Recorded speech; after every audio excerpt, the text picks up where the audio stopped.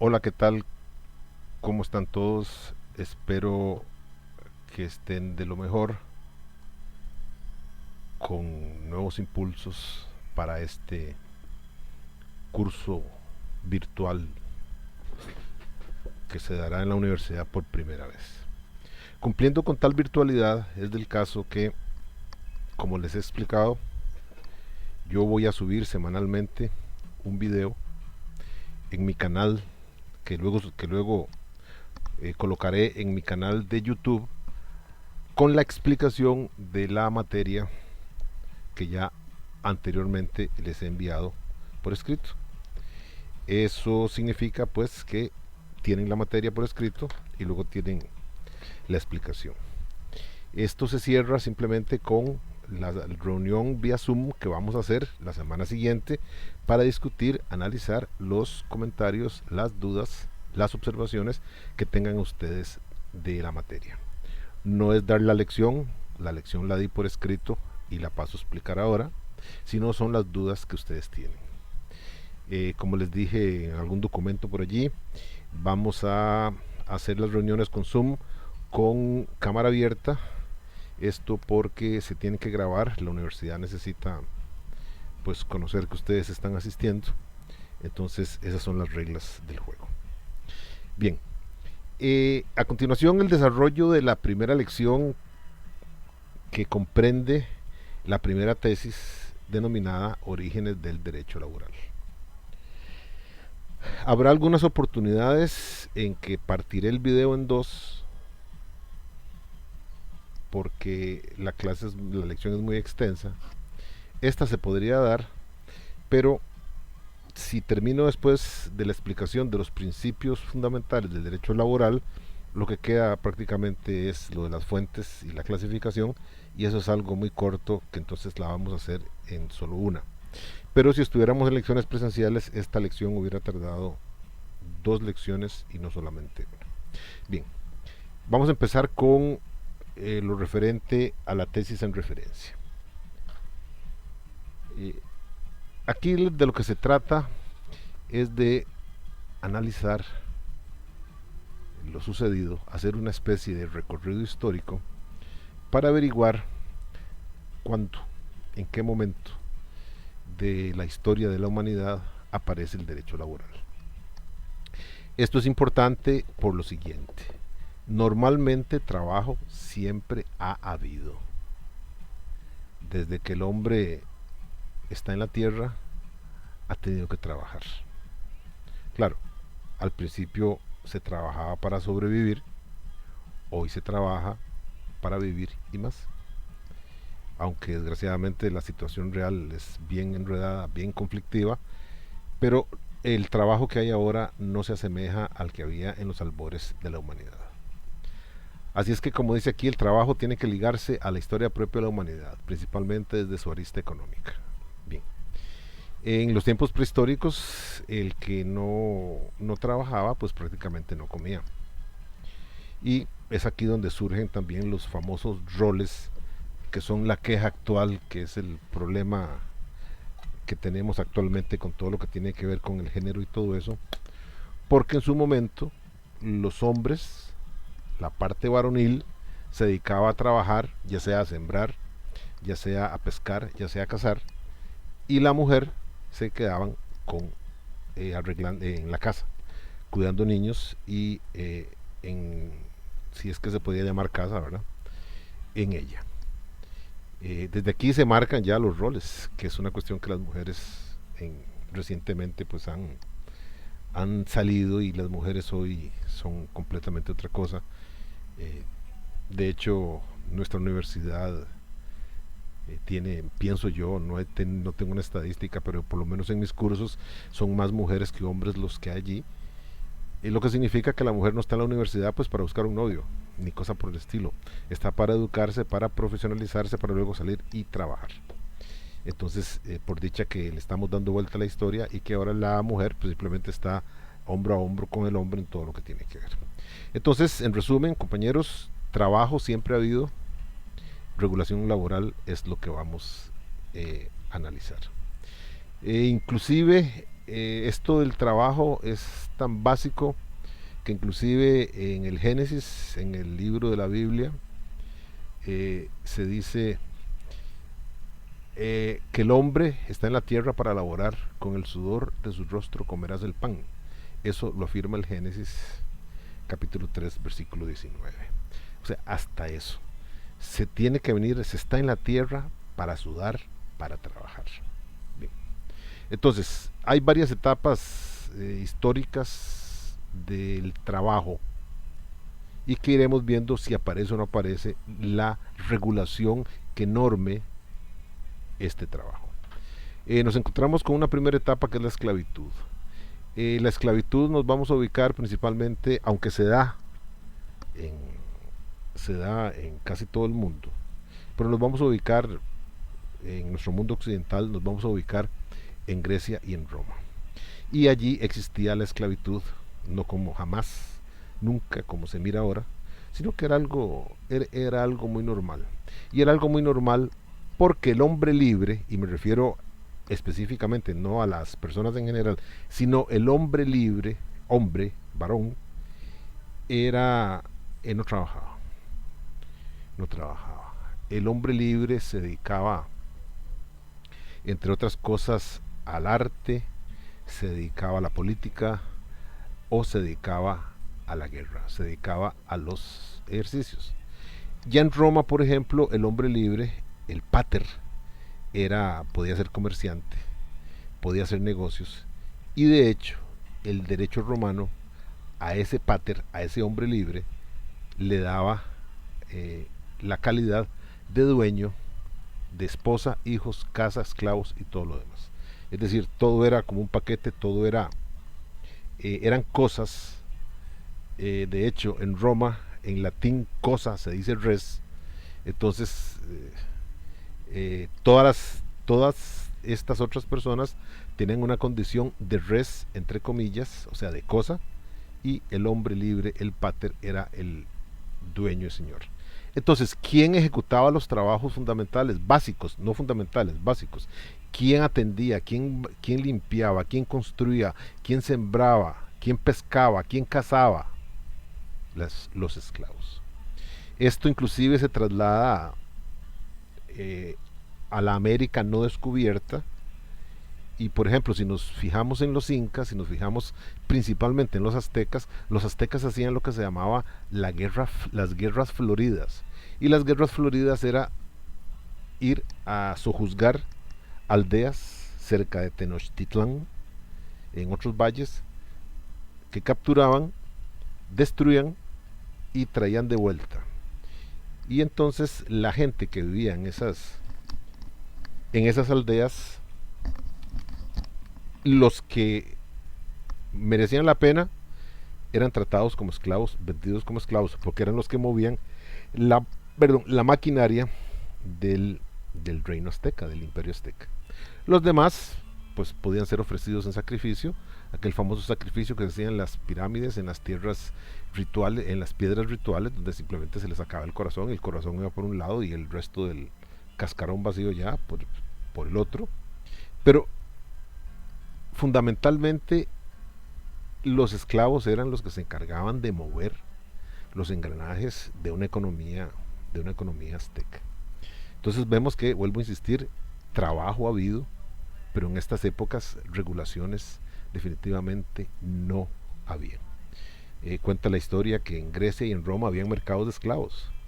Y supongo que era como una especie que era como ir a tiendas, y en la actualidad usted puede ir a una tienda muy fina o puede ir a una tienda que se llama mercado de pulgas. Entonces ahí en el mercado de pulgas, en lo que hoy sería un mercado de pulgas, usted podría conseguir esclavos baratos, simplemente, qué sé yo, trabajos de esclavos de fuerza y nada más. Pero si por ejemplo usted iba a otros mercados más selectos, podría comprar como esclavos, podría comprar poetas, podría comprar músicos, podría comprar vestales, bailarinas, etcétera, para la gente que definitivamente tenía muchísima mayor capacidad económica para darse ese lujo de tener ¿cómo se llama?, distracciones en el hogar. Imaginen un tipo, el pater, sentado, un par de esclavos poniéndole con plumas de avestruz, haciéndole su aire acondicionado, y una dama esclava que le tañía una lira. mientras él tomaba vino. Ese cuadro bucólico que se ve en películas, se ve en todo lado, es verídico. Y eso se hacía consiguiendo pues los esclavos. Entonces durante estas épocas, esta primera época de esclavitud, vuelvo a insistir, trabajo hubo, pero regulación no. El esclavo no era más que una pieza más. De hecho, cuando se descomponía la pieza, por decirlo de alguna manera, pues se eliminaba el esclavo fuera. Se revendía en otro mercado, obviamente a un precio más barato, o simplemente se le dejaba ir sin ningún derecho y sin nada, para que muriera, qué sé yo, como un perro apaleado. Hoy actualmente todavía hay inhumanos que tienen sus animales domésticos y un día los van a perder. Los dejan en una carretera y los dejan ahí llorando, pues cosa que no se le hace a un amigo, obviamente. Pero esto era el caso de la esclavitud. Vuelvo a insistir, trabajo hay, regulaciones sociales, regulaciones laborales sobre eso, ¿no? Pasamos a una segunda etapa, que es la etapa de la servidumbre. En esta etapa se ubica en la primera parte de la Edad Media, cerca del año 1000, de 700, 800 a 1000 después de Cristo. Este es el caso de los señores feudales. No existían estados como lo existen ahora, sino que existía el rey, el emperador y el papa. Entonces los señores feudales se debatían en rendirle pleitesía a uno, al otro o a los tres, o si eran rivales, a uno en contra de otro y cuestiones de estas. El señor feudal era el dueño de la tierra, y yo supongo que no era dueño de una finca, era dueño de un coto, se llamaba, un coto que, qué sé yo, debe tener tamaños de Costa Rica, o debe tener tamaños de provincias de Costa Rica, una cosa así. Es algo verdaderamente inmenso, y es dueño de todo, absolutamente todo lo que hay allí, inclusive las personas. Las personas que estaban ahí no eran llamados esclavos, ya no eran llamados esclavos, pese a que eran tratados como tales, sino que se llamaban vasallos. El vasallo le debía lealtad al señor feudal al cual pertenecía y eh, le pagaba impuestos. Leí por ahí que más o menos los impuestos estaban entre el 70 y el 75% de las cosechas, de los animales, de todo lo que tenía el abriego, el campesino, el trabajador de la tierra, anualmente había que darle esa parte al señor feudal. Porque el señor feudal, vuelvo a insistir, era dueño absoluto de las personas que habían en esas fincas. Y hay una anécdota para que vean la clase de sumisión que exigía el vasallaje, y es un derecho que se consagró en Inglaterra, se le consagró a los señores, bueno, a lo que hoy es Inglaterra, se le consagró a los señores feudales, un derecho que se denominó ius prima noctis, es decir, derecho a la primera noche. Esto significaba que las personas, los vasallos, cuando querían contraer matrimonio, tenían que pedirle permiso al señor feudal. Tenían que pedir la bendición, la venia, el permiso, la autorización, como quieran llamarlo. Y al hacer esta presentación, al solicitar este permiso, si el señor feudal así lo quería, tenía derecho a pasar la primera noche con la prometida, con la que se iba a casar. Por eso se llama ius prima noctis, derecho a la primera noche. Y entonces, una vez que el señor feudal gozaba de esta primera noche, pues eventualmente ya la dejaba ir y daba autorización para que se casara con la persona que había escogido como matrimonio. Esto lo ejemplifico para ver la dimensión de lo que es el feudalismo y de las relaciones que habían. Otra vez, trabajo existe, los señores feudales se nutren de los impuestos que le cobran a los vasallos, y los vasallos a cambio obtienen simplemente la protección militar en caso de que otro señor feudal, otro rey, otro emperador o el propio papa quisiera pues tomarlos como posesión ajena. En este caso se repite la misma historia, y los vasallos no eran consideradas personas, sino que simplemente eran considerados un ser que vivía en los cotos del señor feudal, y por lo tanto este era el dueño de los mismos. En Al finalizar la Edad Media, y para que tengan claro más o menos de cuándo finaliza la Edad Media en Europa está finalizando cuando Cristóbal Colón venía navegando para toparse con América, año, años 1400, segunda mitad de 1400, inicios de 1500. Es aquí cuando la Edad Media desaparece y cambia. Ya hay pensadores, ya Nicolás Maquiavelo había pronunciado el concepto de Estado como la sociedad organizada de igual manera a como la tenemos ahora. Que sea un régimen presidencial, que sea una monarquía, eso es otra cosa, pero son unidades económico-políticas bien definidas con sus fronteras delimitadas. Esto comienza a partir del año insisto, de 1400, finales de 1400 e inicios del año 1500. Entonces aquí ya se están formando estos estados y los estados deben darse una organización política, económica, interna. Entonces, principalmente en el campo económico, el desarrollo de las economías se cimenta en un modelo corporativo. Es decir, se fundamenta en la existencia de corporaciones. Corporaciones son reuniones de personas que tienen un denominador en común, su oficio. Entonces existen las corporaciones de los zapateros, las corporaciones de los relojeros, de los perfumeros, de los músicos, de los carniceros, etcétera, etcétera, etcétera, etcétera. Y principalmente en Italia, estas corporaciones se organizan muy bien, estableciendo jerarquías. Encontramos al maestro, encontramos al oficial y encontramos al aprendiz. Hoy ustedes son el máximo ejemplo de que en Costa Rica el sistema corporativo no existe. Todos ustedes quieren estudiar. De hecho, todos ustedes están estudiando. ¿Por qué digo esto? Porque no están aprendiendo un oficio.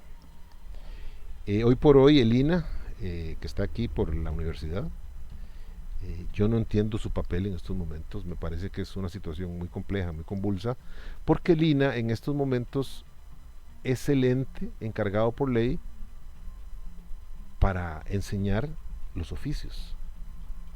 Pero ya la gente no quiere ejercer un oficio, la gente quiere tener una profesión. Entonces, desgraciadamente, el INA tiene una condición académica muy baja, una excelencia académica muy baja, porque ellos no enseñan profesiones, ellos enseñan oficios. Pero se han cerrado cursos de pastelería, se han cerrado cursos de mecánicos, se han cerrado cursos de sastre, de zapateros, porque no tienen demanda. Pero desgraciadamente con esas mismas exigencias académicas se han creado muchas universidades, totalmente de las que son del sector privado, muchas de ellas que tienen esa misma calidad y enseñan una profesión como si fuera un oficio. Es del caso de las llamadas universidades de garaje, que todos sabemos que existen y que desgraciadamente pues le dan a los jóvenes un título que al joven no le costó mayor cosa, pero cuando se enfrenta a la calle, se enfrenta con su trabajo, hasta ahí se dará cuenta de lo mal preparado que está. Entonces todavía se produce otra cosa peor, que se meten al sector público a trabajar, porque en el sector público pues generalmente lo que se hace es un proceso de oposición por medio del servicio civil. Pero si necesitan abogados, si hay un abogado de la Universidad de Costa Rica, la mejor, y existe una universidad de garaje que está en un barrio X, está al lado, y está reconocida y da el título, los dos tienen igual validez ante el patrono máximo, que es el Estado, y desgraciadamente pues bajo esas condiciones se topa uno en ese campo, y supongo que nosotros también, con gente muy mal preparada, con gente definitivamente, con funcionarios que se asusta uno de verlos, pero simplemente pues ahí está. Bien, en ese caso, entonces, volviendo al campo de las corporaciones, aquí se produce esta jerarquía que les digo de oficial, no, perdón, de maestro, oficial y aprendiz.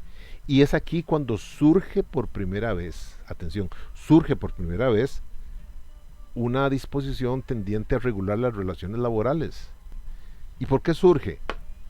Porque el que enseñaba total y completamente el oficio era el maestro, por decirlo así, era el jefe máximo. Luego estaban los oficiales, que eran aquellos que ya habían aprendido el oficio, que ya estaban calificados, pero que tenían que adquirir muchísima experiencia para, en su momento, llegar a ser maestros. Y por último estaban los aprendices, que eran los jóvenes que llegaban a aprender el oficio. Entonces se establecían muy claros ya, se establecieron, perdón, disposiciones que tenían que ver con un sector, el otro y el otro más. Y por primera vez surge una clasificación laboral porque no se enredaban las tareas. Las tareas se adjudicaban de acuerdo al aprendiz, dependiendo si era un oficial o si era el maestro. Inclusive todavía en nuestro código existe el caso del aprendiz, y el aprendiz es una persona que va a ganar la mitad del salario, solamente va a ganar la mitad del salario, que va a asistir con horario y con todas sus responsabilidades, pero que a cambio, mientras dure su proceso de aprendizaje, el patrono estará obligado a explicarle.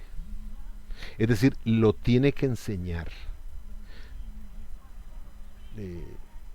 Supongo que en el caso de los cocineros es parecido. Claro, ahora hay cursos de cocina y ahora hay academias de cocina, perfecto. Pero supongo que el cocinero empezaba así. Empezaba una persona convirtiéndose en ayudante de cocina, aprendiendo a pelar cebollas, a pelar papas, a hacer julianas, a hacer tiritas, a hacer cubitos, a hacer todo. Cuando ya dominaba eso, pasaba a aprender a cocinar.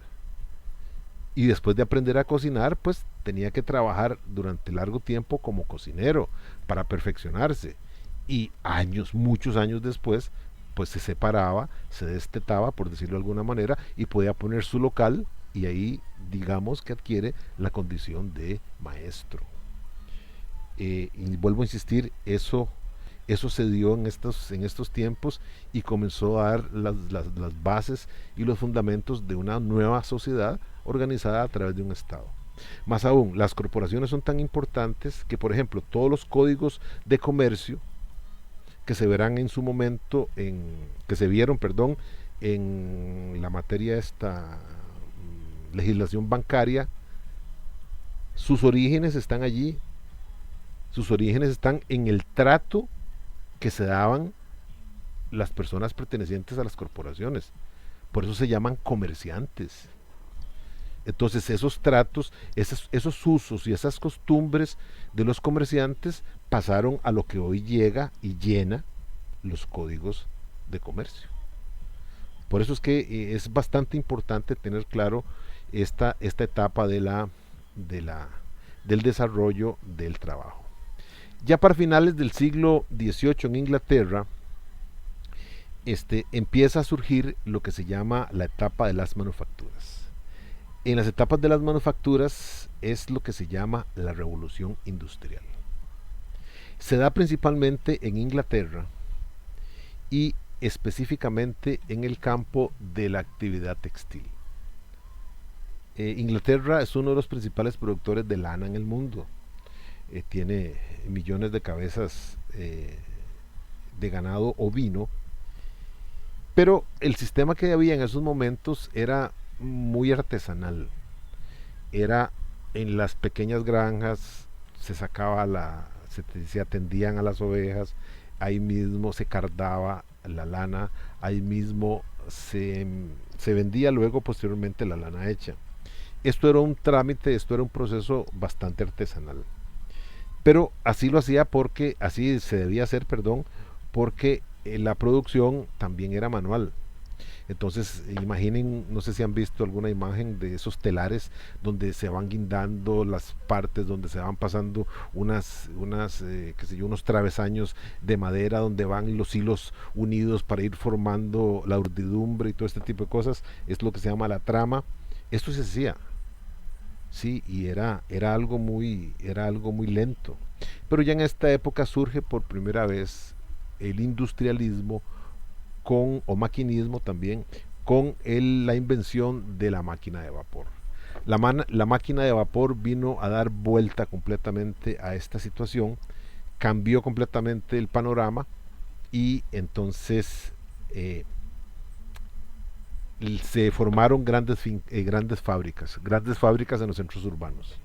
Pero las fábricas, para poder trabajar, ya estaban las máquinas, ya estaba el vapor, lo que faltaba eran manos. Y entonces aquí surge la necesidad de que la gente de campo deje el campo y baje a la ciudad o llegue a la ciudad y se quede allí. Esto es un proceso que empezó en el siglo XVIII y que todavía no ha parado. Y no ha parado. Y nosotros somos una prueba de eso.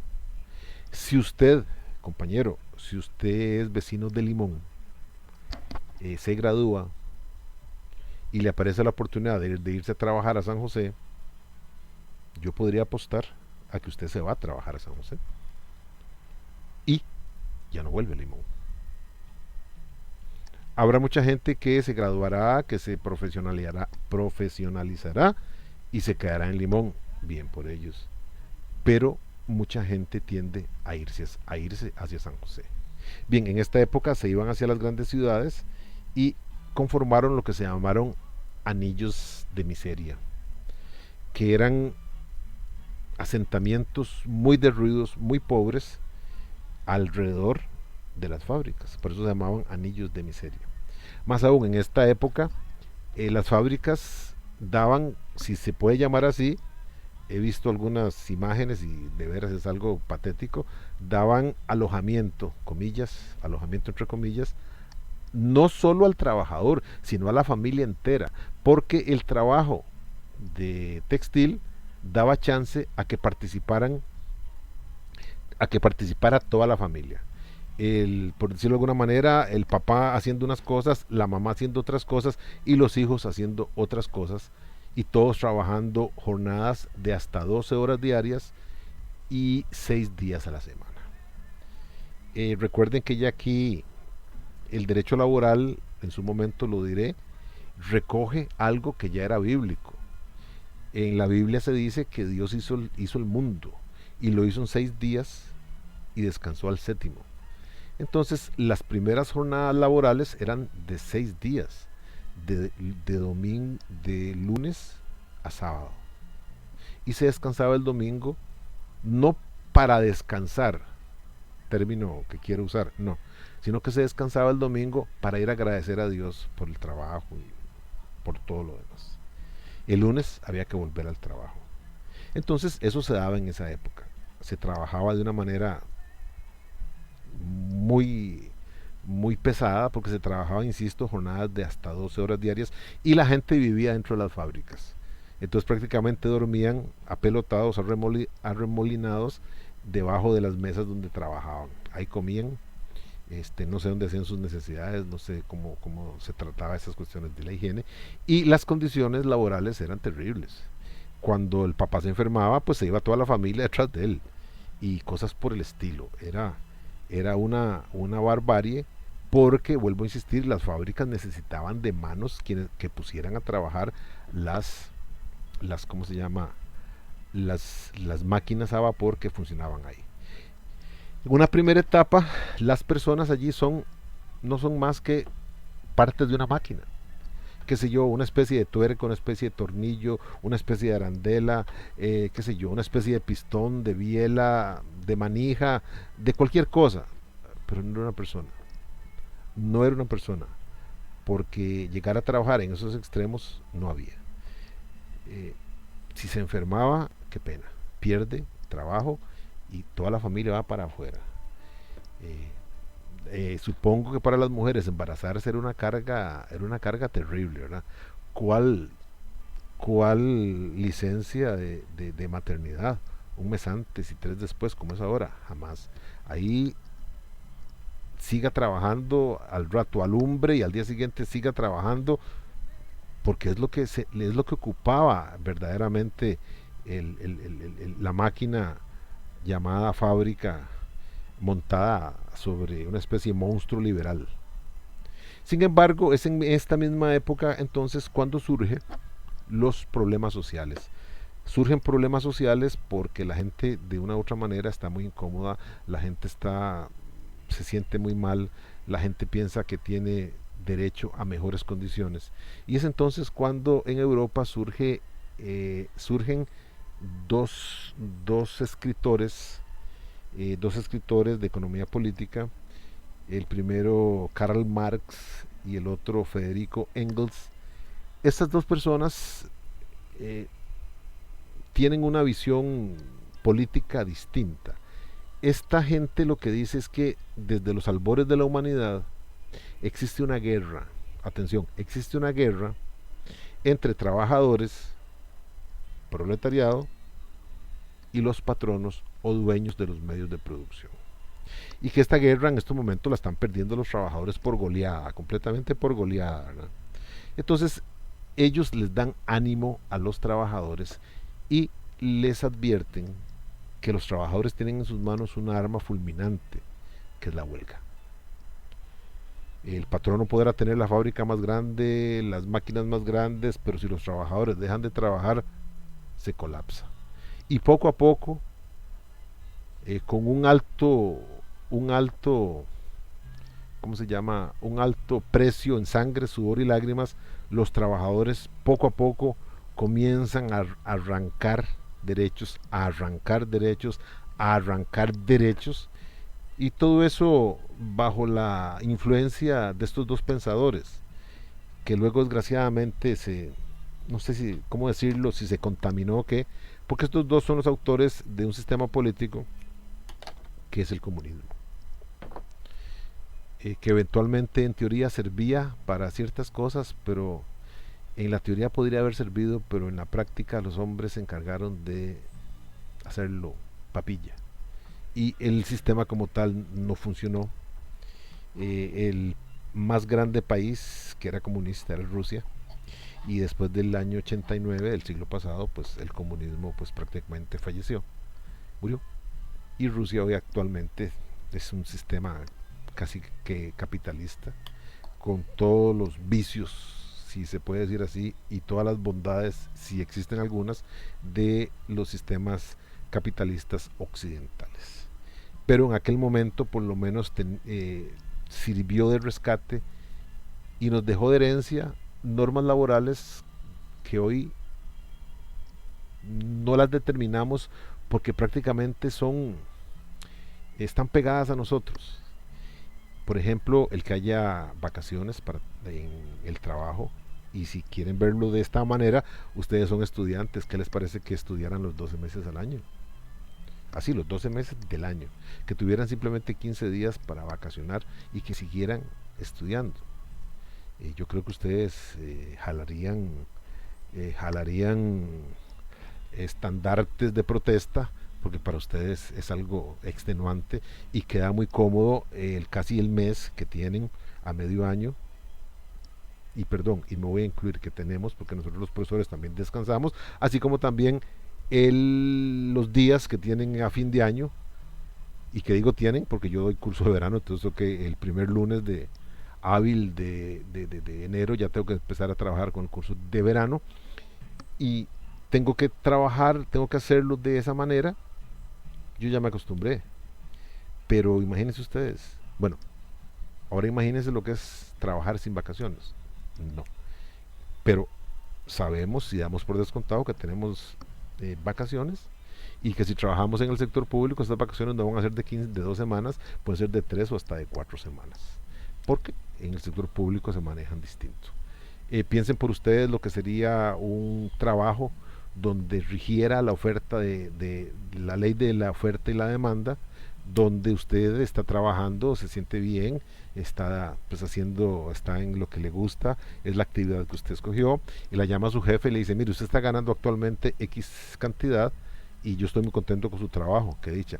Pero hay dos personas que quieren trabajar en el mismo campo suyo y que me están diciendo que lo hacen por las 3/4 partes de lo que usted gana. Y entonces le va a decir, yo estoy contento con usted, pero de cualquiera de esas dos personas yo me gano 1/4 parte de su salario. Yo le pregunto a usted, le hago la oferta de que si quiere seguir trabajando conmigo, yo le voy a bajar el salario. Pero si no está de acuerdo, pues simplemente la despido y pongo a esta otra persona. Eso es la ley de oferta y la demanda. No podríamos convivir con eso. Tenemos que tener una estabilidad mínima, tenemos que tener la seguridad de que vamos a seguir trabajando, salvo que pues pasen ciertas cuestiones como lo que está pasando ahora, o que demos motivo nosotros con alguna falta para que nos despidan. Pero insisto, todo eso se debe a estas luchas que se dieron en esta época. Los días de descanso, las vacaciones, la seguridad social. Nosotros nos podemos quejar y nos quejamos, de hecho, cuando hablamos de la caja de seguro social, que nos quejamos mucho, pero si nos enfermamos, ¿a dónde vamos? Y si estamos trabajando, bien por nosotros, porque presentamos. Y si nos incapacitan un mes, pues entonces la caja de seguro social nos brinda el 60% del salario como una especie de subvención para que sobrevivamos de la mejor manera esta incapacidad. Y todavía más, si nos accidentamos en el trabajo, existe un riesgo de trabajo, un riesgo que aquí se le conoce como riesgos profesionales, que no se llaman así, el nombre correcto es riesgos del trabajo. O sea, todo ese cúmulo de cosas con que hoy convivimos y que no nos mueven a la consideración, todo eso nace en estas épocas y deberíamos agradecerlo.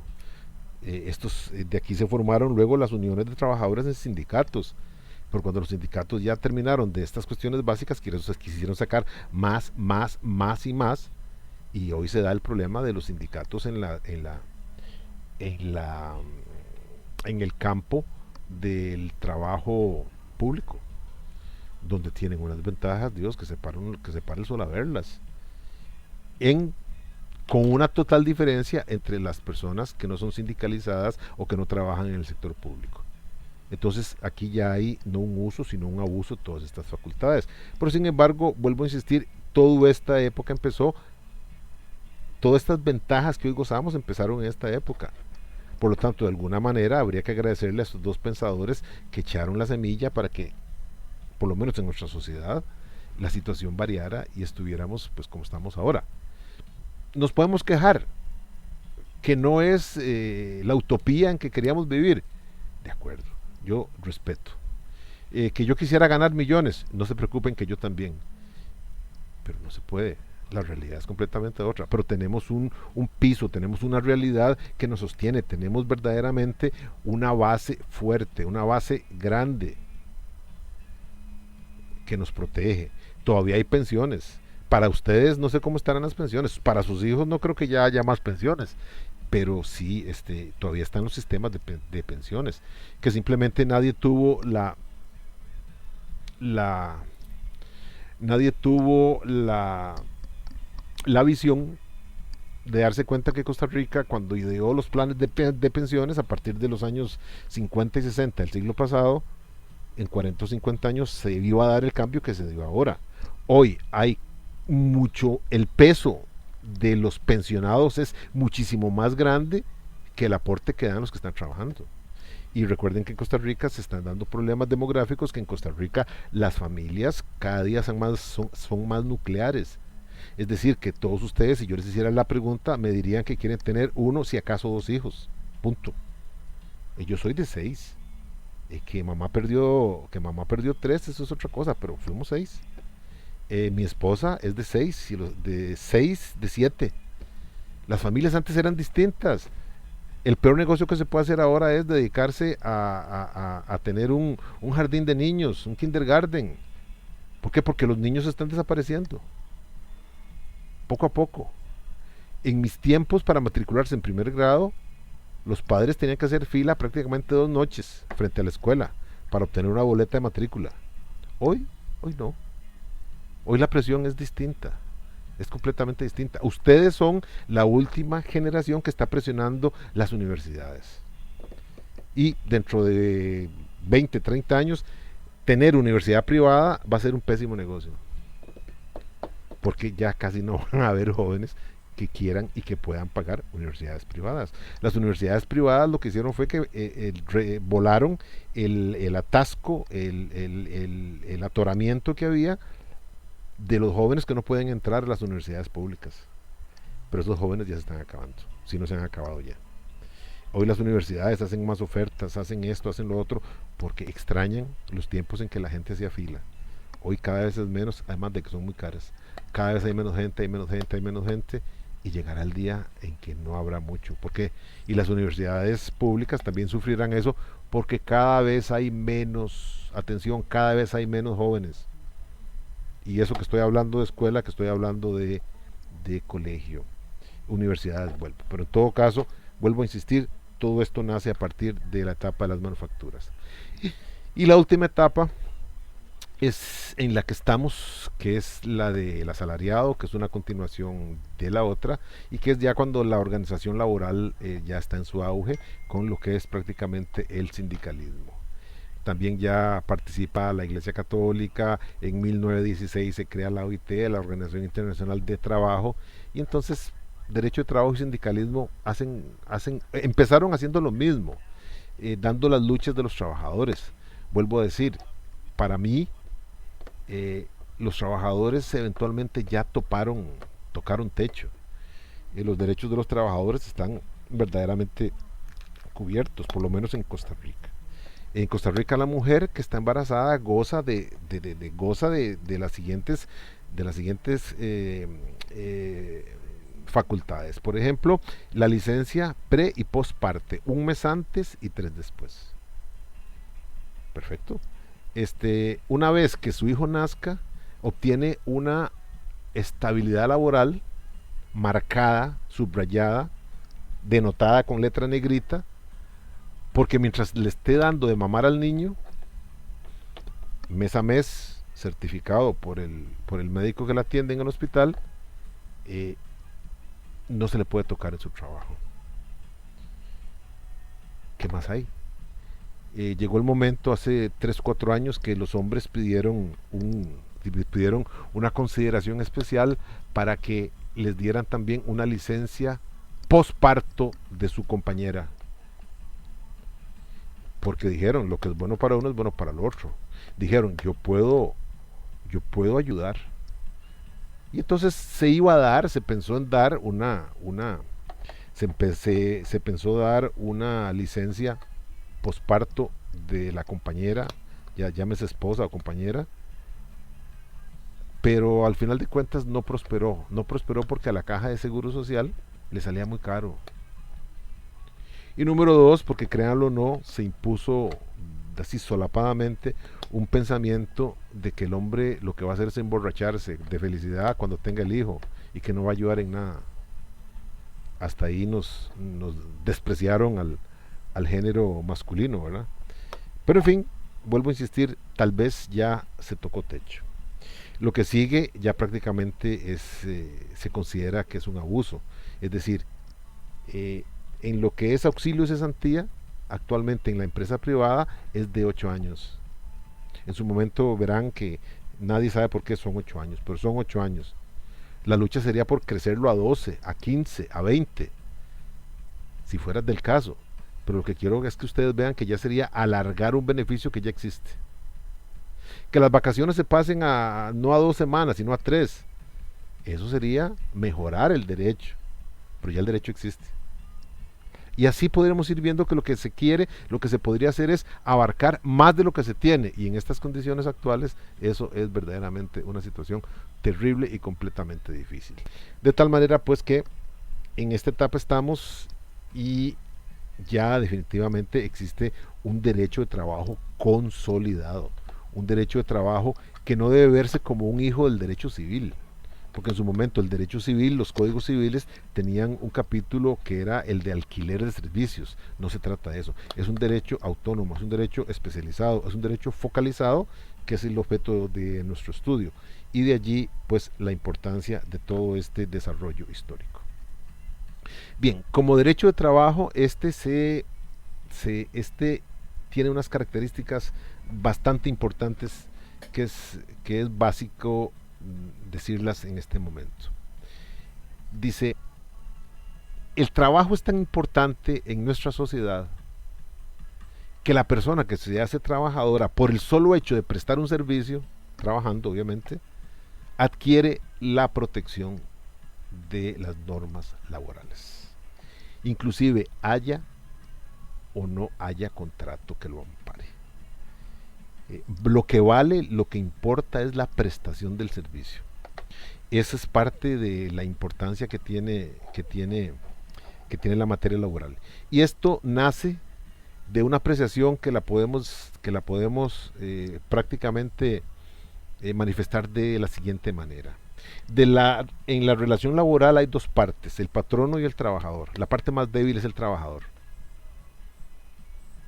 El patrono es el dueño de los medios de producción, es el que tiene la empresa, es el que tiene la fábrica, es el que tiene la finca, etc. El trabajador lo que tiene únicamente es su conocimiento, su experticia y sus manos. Entonces, por lo tanto, el derecho de trabajo nace para protegerlo, nace para proteger a la parte más débil de la relación laboral, que es el trabajador. A raíz de todo esto, de toda esta base, de toda esta piedra angular, es que surgen los principios del derecho de trabajo. Y estos principios es importante que tengan claro que son generales, es decir, están en las legislaciones laborales. Ya el cómo se aplique es otra cosa. Por lo menos de lo que yo voy a hablar a continuación es de cómo se aplica, de cómo se registra, de cómo se hace en nuestro país. Pero en otros países existe, pero ya su aplicación material ya no tengo tanto conocimiento al respecto.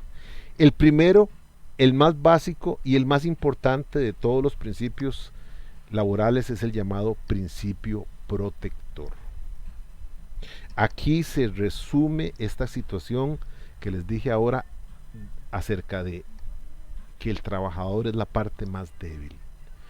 Por lo tanto, el Estado tiene que intervenir y no dejar que el trabajador se enfrente en un mismo nivel con el patrono. El patrono es mucho más poderoso. Entonces el Estado le confiere ciertas ventajas y una de ellas es el principio protector.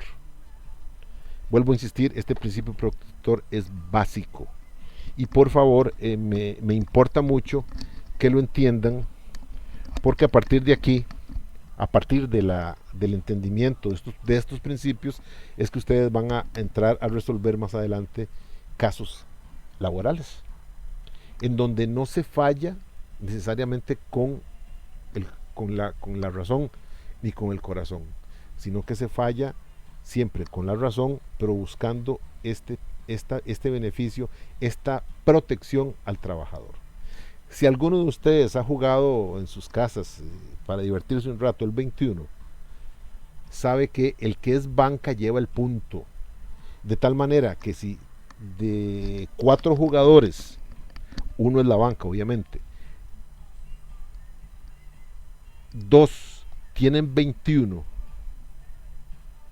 con 2 o con 3 cartas y la banca también tiene 21, aunque sea con 4 cartas, la banca gana.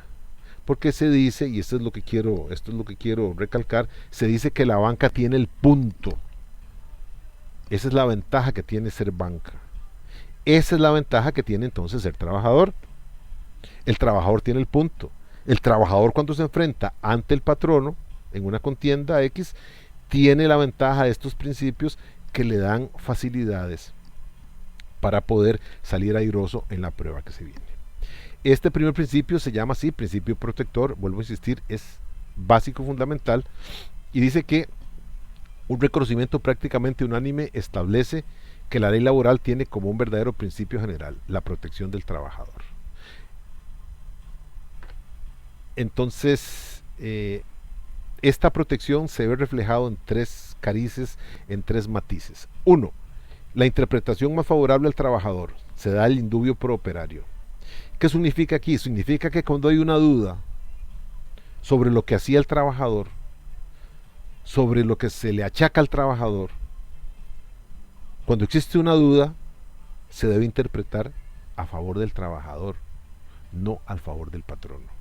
Esto es importante porque en los procesos el patrono tiene que llevar la prueba total y claramente expuesta. Me explico. Veamos un caso. Un patrono despide al trabajador porque el trabajador llegó ebrio a trabajar. Simplemente lo despide. Cuando llega a la contienda judicial, el trabajador dice, yo no llegué ebrio. Yo no llegué ebrio. Lo que pasa es que me estoy, no sé, con esto de la pandemia y del COVID y todo eso, yo estaba como que resfriado, entonces me tomé unas pastillas y estas pastillas causan somnolencia. Es decir, yo me sentía soñoliento, yo me sentía así como que, no sé, esas pastillas que toma uno de gripe y que lo vuelcan, ¿verdad? Eso. Entonces el patrono le dice, sí, pero usted olía alcohol. Y en estos momentos que alguien huele alcohol no es nada malo, porque inclusive ahora nos rocían de alcohol en cualquier lado donde andemos. Ya las manos hay que usar cremas porque las manos se ponen horribles, se ponen todas resecas, se ponen, solo falta que se descascaren, porque es alcohol aquí, es alcohol allá, acullá y en todo lado. Entonces eventualmente el trabajador, a son de broma, diría, no, es que lo que sucedió era que yo había salido, qué sé yo, y venía entrando y me rociaron de alcohol y todo lo demás. De hecho, en la fábrica cuando entré, en el centro de trabajo cuando entré, me tuve que echar alcohol y todo lo demás. Ese fue el alcohol que sintió. Entonces yo no estaba ebrio. Sí, que usted se comportaba como ebrio. Ya le dije por qué. No, pero es que, y ese tipo de cosas. El juez lo que le va a decir al patrono es que le compruebe el alcohol en la sangre que tenía o no tenía el trabajador. Porque hay una duda. Y si el patrono no tuvo cuidado, que por lo general no lo tiene, que tenga un alcoholímetro, que le ponga a soplar y que lo haga bien, que esté calibrado, que no presente problemas, que lo haga ante testigos y todo lo demás, de otra manera el trabajador va a salir airoso, aunque verdaderamente haya llegado tomado de licor. Esta es la idea es proteger al trabajador. Sinvergüenzada, no sé, no creo. Pero simplemente si el patrono quiere, pues verdaderamente tiene que demostrarlo. Para eso puede tener asesores, para eso puede tener equipos. Tanto es así que actualmente la legislación, los fallos, las sentencias, la jurisprudencia ha dicho que los patronos pueden en cualquier momento llamar a sus trabajadores y decir, perfecto, les voy a tomar una muestra de orina porque quiero hacer exámenes de drogas. Sin avisar. Sin avisar. Lo único que sí la ley pide, que los jueces, bueno, las sentencias han dicho, es que tiene que darse en un ambiente que salvaguarde el pudor de los trabajadores y que brinde una seguridad de que no va a haber contaminación de pruebas. Para eso hay empresas que simplemente montan un toldito, montan una situación de estas y con hombres y con mujeres invitan al trabajador o a la trabajadora y alguien lo acompaña a que deposite en un frasco que está esterilizado, a que deposite parte de su orina. Y esto porque las drogas dejan rastros que meses después están todavía, se pueden encontrar en la orina. De hecho, he leído por ahí que lo que es el consumo de marihuana se ve 3 a 6 meses después de haber consumido consumido la droga. Eso hablo de marihuana, no sé ya de otras drogas más o menos fuertes cuánto pueden quedar. Pero si el patrón encuentra que algunos trabajadores han usado drogas y que eso no está permitido, puede darse un corte de la relación laboral en razón de esto. Así es que todo esto se puede hacer, pero insisto, la protección en este caso de las pruebas de marihuana en orina se hacen dándole al trabajador la seguridad de que se hace en un ambiente controlado, que la persona que lo va a hacer tiene la experiencia y el conocimiento para hacerlo, y que tiene la seguridad de que le van a dar muestras que estén debidamente esterilizadas para que no haya una manipulación de los resultados y otras cosas así. Esto, vuelvo a insistir, se llama debido proceso. Entonces, cuando se dude acerca de que si la prueba fue bien tomada o mal tomada, que si la persona sabía o no sabía, lo que sea, si hay duda, esa duda favorece al trabajador, no al patrono.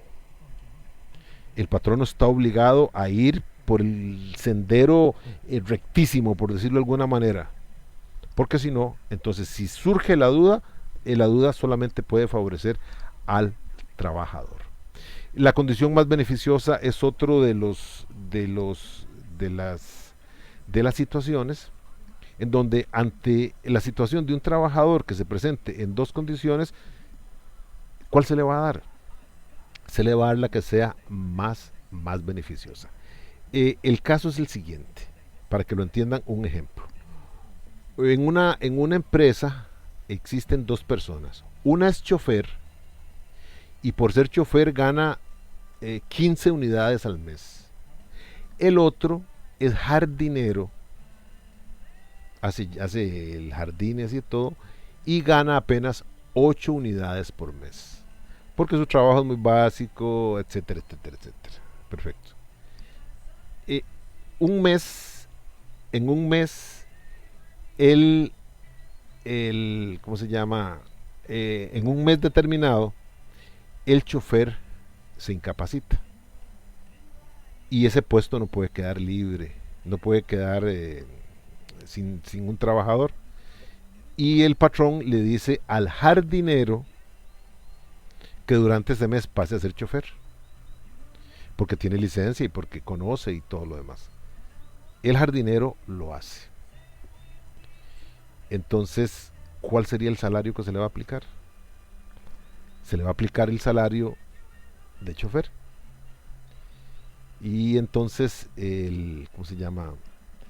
El jardinero que va a manejar vehículo durante este mes va a ganar las 15 unidades que hubiera ganado ¿cómo se llama? El chofer.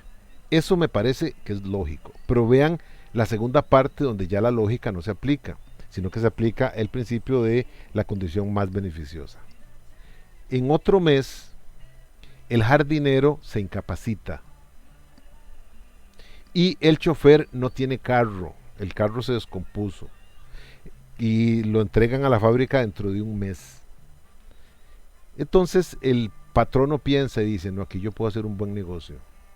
El buen negocio es decirle al chofer que lo voy a poner de jardinero, porque el tipo sabe algo, tiene pues la paciencia para ordenar plantas y sabe usar la máquina de cortadora de césped y todo eso. Lo voy a poner a trabajar aquí. Y entonces durante un mes el chofer hace las labores de jardinero. La pregunta que yo hago entonces es: ¿cuánto gana el chofer por haber funcionado como jardinero durante un mes? Estamos claros en que el jardinero, cuando fue chofer, subió de categoría. Entonces, si eso es así, el chofer al bajar a la categoría de jardinero, debería ganar como tal.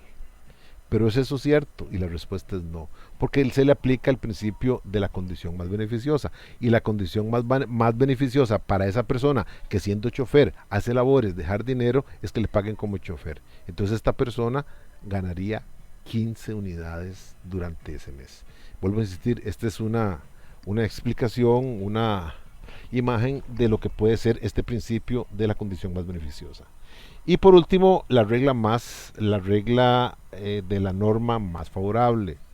Cuando una norma del código contemple una situación o dos situaciones, ¿cuál se va a aplicar? La que sea obviamente más favorable. Esta es otra de las garantías que tiene. Como pueden ver, las tres favorecen completamente al trabajador. Esto porque al trabajador hay que darle el trato más favorable desde todos los puntos de vista. En el resto de la explicación hago ver que el principio protector es tan importante que en realidad se le llega a ubicar por algunos como diseminado en todo el contenido de la ley laboral. Trasciende, es decir, a un ámbito restringido. Es decir, toda la normativa laboral está imbuida, está llena de este principio protector para el trabajador. Bien, el artículo 56 de nuestra Constitución, que aquí cito, habla de que el trabajo es un derecho del individuo y una obligación para la sociedad, que el Estado debe procurar que todos tengan ocupación honesta, útil, debidamente remunerada e impedir que por causa de ella se establezcan condiciones que en alguna forma menoscaben la libertad, la dignidad del hombre o degraden al trabajo una condición de simple mercancía. El Estado garantiza el derecho de libre elección de trabajo. Es decir, el principio es real, el principio existe y tanto es real que está en la Constitución política. O sea, no está solo en el Código de Trabajo, sino que está más arriba. Está en el lugar de donde dimanan todas las normas laborales. También está el artículo 1, está el artículo 14, que precisamente tienden a esto. El segundo de los principios que vamos a ver es el principio de irrenunciabilidad. Dice, este principio se define como la imposibilidad jurídica de privarse voluntariamente de una o más ventajas concedidas por el derecho laboral en beneficio propio. Esto lo dice un autor que se llama Américo Pla. Bien, ¿qué sucede, por ejemplo, si usted en su vida personal, pues usted llega un día y le dice a su familia que usted está en una etapa trascendente de su personalidad individual y que a partir de este momento usted renuncia a ver televisión? Eso es problema suyo. Si usted dice, por favor, no me inviten a ver televisión porque a partir de ahora yo hago la promesa solemne de no volver a ver más televisión, de no encender esa cajita o esa pantalla o lo que sea, porque no quiero. Usted renuncia a ver televisión, es cosa suya. Su padre, su madre o su pareja le dirá, allá vos y tú lo quieras, que le vaya bien, ¿verdad? Yo sí quiero seguir viendo televisión y lo va a hacer y lo hace. En eso no hay inconveniente. Pero puede un trabajador de manera voluntaria acercarse al patrono y decirle, vea, don fulano, usted me ha tratado tan bien, que yo veo que su empresa es tan fuerte, que estamos todos tan sólidos, que en estos tiempos de crisis yo no quiero vacaciones. Yo no quiero vacaciones porque yo quiero trabajar con usted. Eso es una renuncia. Y atención, estoy poniendo el caso de que la renuncia sea total y completamente voluntaria, que no sea obligada, que no sea como para adquirir otra cosa. La respuesta es no puede. El trabajador no puede renunciar a eso. Hace poco surgió una controversia porque una diputada dio a luz. Al dar a luz, tiene 3 meses posteriores al alumbramiento, tiene 3 meses de licencia. Y la señora diputada dijo que ella quería seguir yendo al, ¿cómo se llama?, al recinto legislativo, porque para ella era muy importante su cargo político y que con la atención de su hijo no había ningún problema, porque ella, pues, con el salario que tienen, no, con lo que ganan, con las dietas y todo eso, le permite que su hijo esté muy bien cuidado y que ella en estos primeros meses de la existencia del menor, ella puede dejar la leche de pecho debidamente estibada, debidamente guardada, para que a la hora que le toque comer al niño, pues se la den y sin problema. Y cuando llegue en la tarde o a la hora que sea, pues reasume sus tareas y todo lo demás. En un primer momento se lo negaron. Se lo negaron alegando que esa licencia es un principio irrenunciable. Y surgió la polémica porque la señora decía que no, que ella quería eso. Al final de cuentas se zanjó se zanjó la discusión cuando alguien de un departamento técnico dijo la verdad y dijo, lo que sucede es que los diputados con la Asamblea Legislativa no tienen un contrato laboral, sino que son puestos de elección popular. Por lo tanto, no son normas laborales las que atañen a uno y otro. Entonces, aún así, surgieron algunas voces, principalmente feministas, que dijeron no, no puede ser posible, aunque no sea relación laboral, el niño merece el respeto de todo, y al final de cuentas, la señora volvió al ruedo político y su hijo pues se quedó en la casa. Pero si una mujer le dice a su patrono, en agradecimiento a todo lo que usted ha hecho por mí, yo voy a dejar a mi hijo con su madre, digo, con la abuela, lo voy a dejar allí y yo voy a venir a trabajar, y el tipo dice, por Dios, qué bien que estoy. Y le llega al Ministerio de Trabajo a hacer una inspección y la encuentra, se mete en un problema terrible, porque esto es irrenunciable. Igual, si usted tiene vacaciones y se las quiere regalar a su patrono, eso es un problema. Y eso es un problema por lo siguiente, aunque usted se las regale ahora y aunque usted le firme que no quería, que usted quería seguir trabajando, si dentro de 5 años, mientras no se haya roto la relación laboral, usted se enoja con su patrono, puede cobrarle esas vacaciones. ¿Todo por qué? Porque los derechos de los trabajadores son irrenunciables. Así es que en este sentido también hay que tener muchísimo cuidado, ¿verdad? Mucho, mucho cuidado, porque, vuelvo a insistir, los derechos de los trabajadores son total y completamente irrenunciables. Existe también el llamado principio de continuidad de la relación laboral. Este principio dice puede definirse como aquel según el cual también en beneficio del trabajador se establece una serie de reglas que definen las relaciones laborales como dotadas de una extrema vitalidad y dureza y que realizan o evidencian la tendencia del derecho de trabajo para atribuirle la más larga relación a la relación laboral desde todos los puntos de vista y en todos los aspectos. Bien, aquí de lo que se trata es que en el sector laboral privado, vamos a ubicarnos, en el sector laboral privado, el derecho laboral, el derecho de trabajo tiende a que las relaciones sean lo más largas, lo más estables posibles. Si usted y ustedes eventualmente van a empezar trabajando así, se van a colocar en una empresa, los primeros pasos que van a dar, los que se llaman los pinitos, esos primeros pequeños pasos, tal vez ustedes hagan vacaciones, tal vez ustedes hagan una incapacidad, tal vez ustedes hagan una licencia de maternidad. Pero hoy estamos muy claros que ustedes son sabedores de que la incapacidad puede ser por un mes, extendible a 2 meses, que las vacaciones son por 15 días, que la licencia es por 4 meses.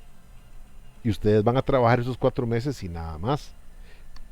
Pero qué duro, qué triste es estar trabajando en lo que uno quiere, pues eventualmente gozar de un salario pues suficiente y que un día le llegue la carta de despido. Y atención, aquí es donde yo digo que este principio en realidad a veces se siente como un principio que es letra hueca. Y la razón es la siguiente.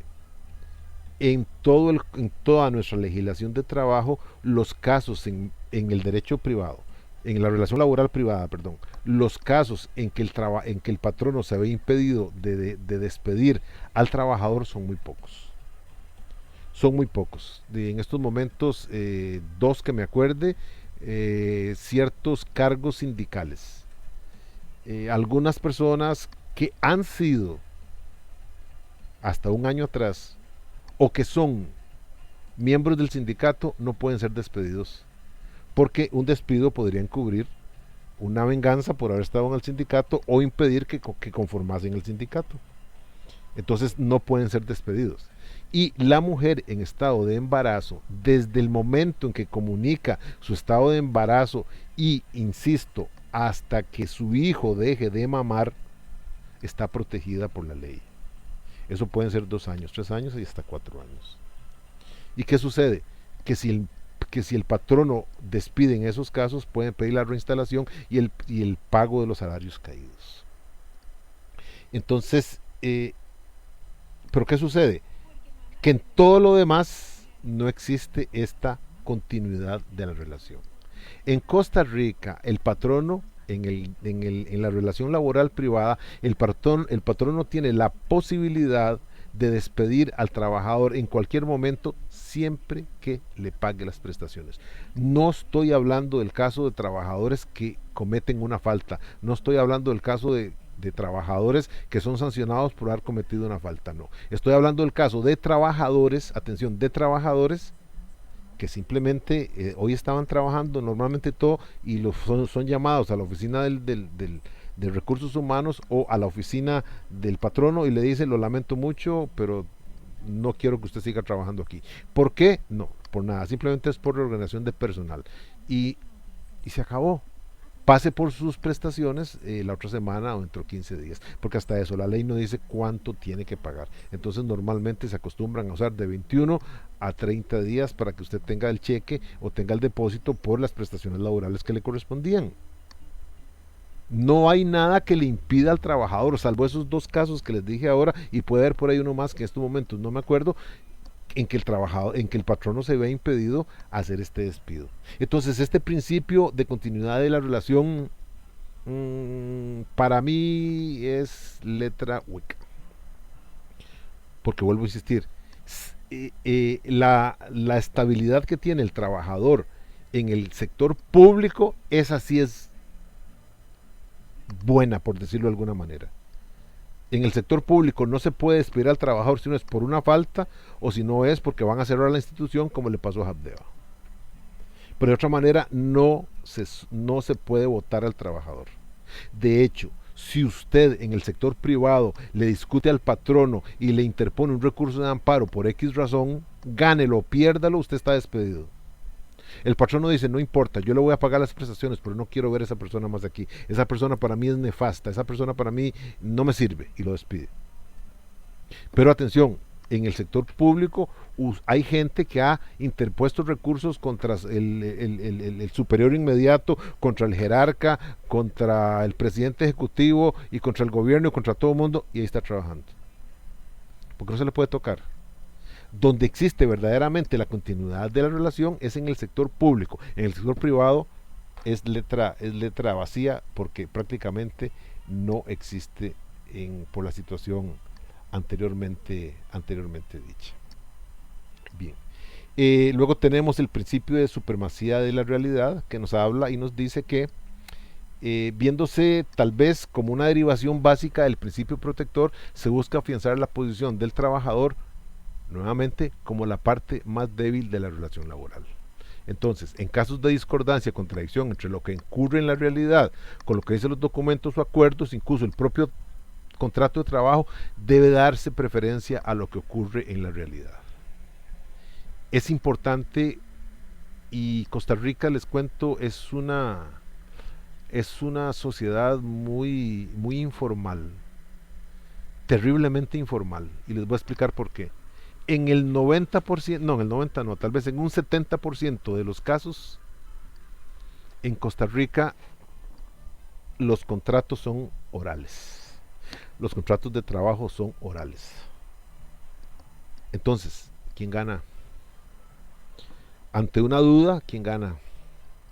Ahí está el problema. Priva la realidad. Les voy a poner un caso. Partamos del hecho de que no hubo contrato firmado, ¿de acuerdo? Bien. Entonces, una persona fue llamada por el patrono y le pidió por favor que fuera a trabajar porque la conoce, porque sabe que es muy buena, que esto, que lo otro.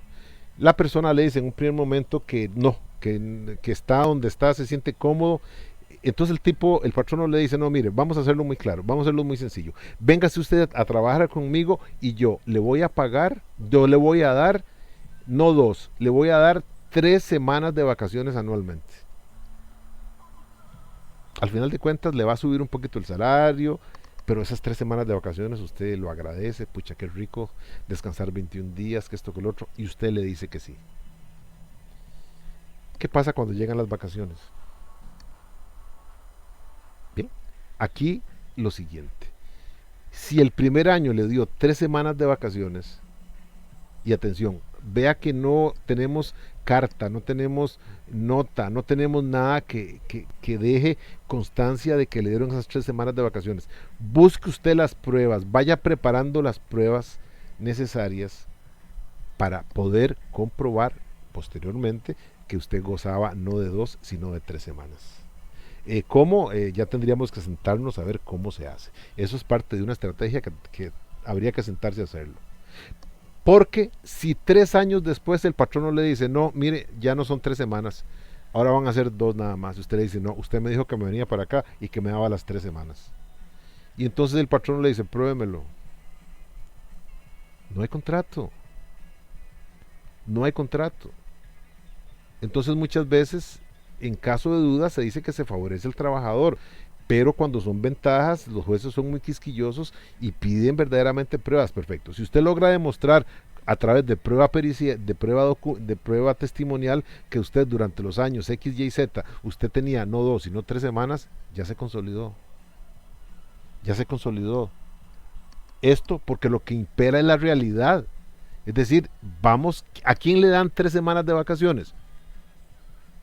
En relación con todos los demás trabajadores que solamente tienen 2, alguien muy especial, ese soy yo.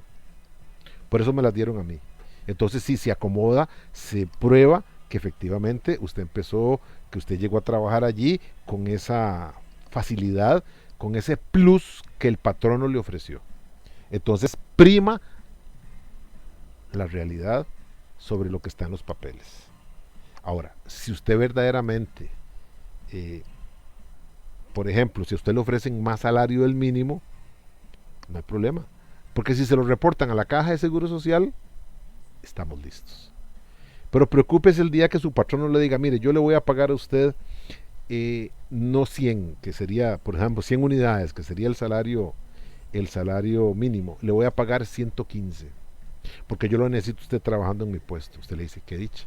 Pero desgraciadamente el día de pago, todos los días de pago a usted lo llaman y le dice el patrono, mire, aquí está lo que a usted le corresponde, ya le hice el depósito por los 100, con las rebajas de ley y todo lo demás, pero le entrego en efectivo los 15 que le doy.